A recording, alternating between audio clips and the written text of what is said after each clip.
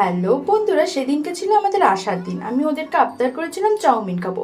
ওরা কিন্তু চাউমিনটা খুবই ভালো করে, যেটা আমাদের এখানের মতো হয়ই না। খুব টেস্টি, সাথে ছিল আমার প্রিয় ডিম সিদ্ধ।